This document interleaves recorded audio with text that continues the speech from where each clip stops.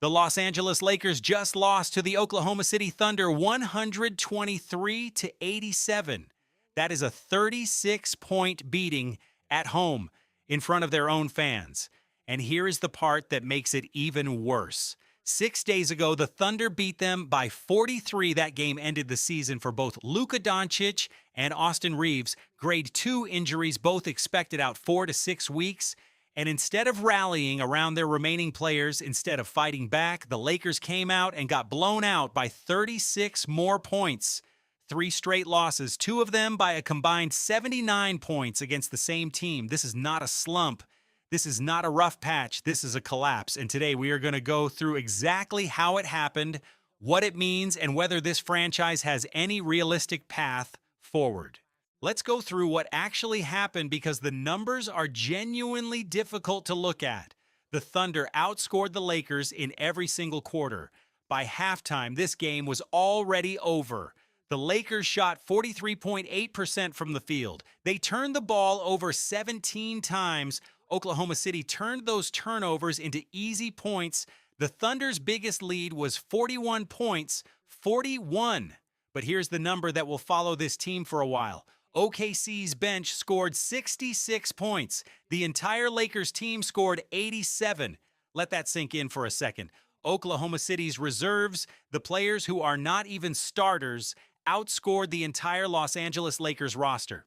This was OKC operating at maybe 80% effort, and it still looked like a scrimmage. And just so we are clear on who Oklahoma City is right now, they are sitting at 64 wins and 16 losses. That is the best record in the entire NBA. They are not just the best team in the Western Conference. They are the best team in basketball, and the Lakers just got beaten by their bench. Now let's talk about the injury situation because it is absolutely critical to understanding where this team is right now. Luka Doncic out 4 to 6 weeks with a grade 2 hamstring strain. He suffered it in the first Thunder, beating 6 days ago. He is not coming back for the regular season, and his playoff availability is genuinely uncertain. This is a player who was playing some of the best basketball of his career before this happened. The Lakers traded for him to make a championship run, and right now he is watching from the sideline in street clothes. Austin Reeves also out 4 to 6 weeks, grade 2 oblique strain, same game, same night, also unlikely to return before the playoffs begin, and his availability once the postseason starts is a real question that nobody has a clean answer to. Think about that. 2 players, 1 game, both gone, both critical to everything this offense was built around alongside LeBron, and here is something that does not get talked about enough. This Lakers roster was constructed specifically around 3 players, LeBron, Doncic, and Reeves. The front office built the supporting cast with those 3 as the foundation. When you remove 2 of the 3 pillars in a single night, what is left is not a functional NBA playoff contender. What is left is LeBron James surrounded by role players, and that was already tried before. We know how it ends. And then there is LeBron James. LeBron did not play last night after dropping 30 points and 15 assists in the loss to Dallas 2 days ago, a game where he was absolutely outstanding and still ended up on the losing side. He sat out against Oklahoma City. Now, I want to be careful here because LeBron James is 40 years old, and the fact that he is still performing at that level is one of the most remarkable things happening in professional sports right now. Rest management is real. Load management is real. Nobody is questioning that. But here's the thing. With the injuries to Doncic and Reeves, the team needed every available body last night. They were already playing shorthanded against the best team in the league. And instead they played without their best player and got beaten by 36 points. There is going to be a conversation, there already is a conversation, about whether LeBron's body can hold up for a full playoff run at 40 years old. We saw glimpses of that against Dallas. 30 points and 15 assists is LeBron at his best. But what happens in a 7-game series in May? What happens in games 3 and 4 of back-to-back nights? These are questions the Lakers front office has to be asking themselves right now. Here is something worth stepping back and appreciating because this collapse does not exist in a vacuum. 3 weeks ago, this team looked like a legitimate Western Conference contender. They beat Denver. They beat Cleveland. They were 50-27 heading into the Oklahoma City game on April 3rd. Doncic was playing like a top 3 player in the league. LeBron was doing LeBron things. The vibes around this franchise were genuinely good for the first time in years. And then one game against the Thunder changed everything. What makes the Oklahoma City situation so brutal is not just that they lost, it is that OKC took out 2 of their 3 best players in a single night and then showed up 6 days later and beat them again, worse, as if to prove a point. As if to say, even with your 2 healthy stars, we beat you. Even without them, we beat you. It does not matter. You are not on our level. That is a demoralizing message to receive, and you could see it on the court last night.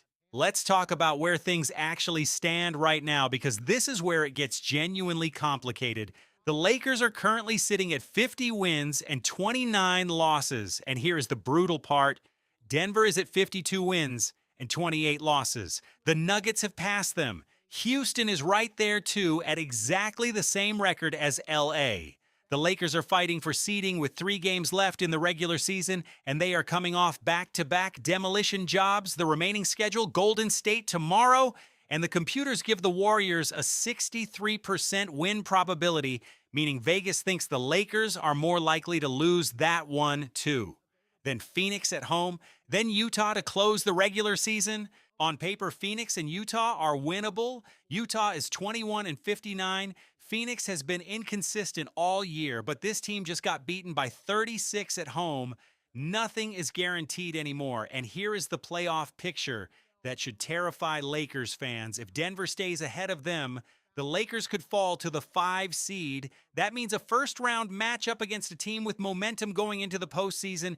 If they somehow hold the 4 seed, they play the 5. Either way, they are heading into the playoffs without Doncic, possibly without Reeves, coming off one of the worst stretches in recent franchise history.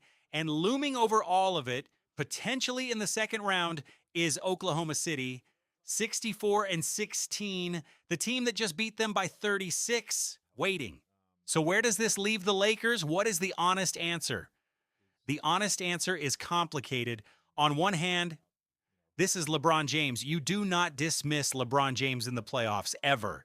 He has been counted out more times than anyone can count. He has carried worse rosters deeper into the playoffs than anyone thought possible. His performance against Dallas 2 days ago was a reminder that when LeBron is locked in, he changes the equation for any team.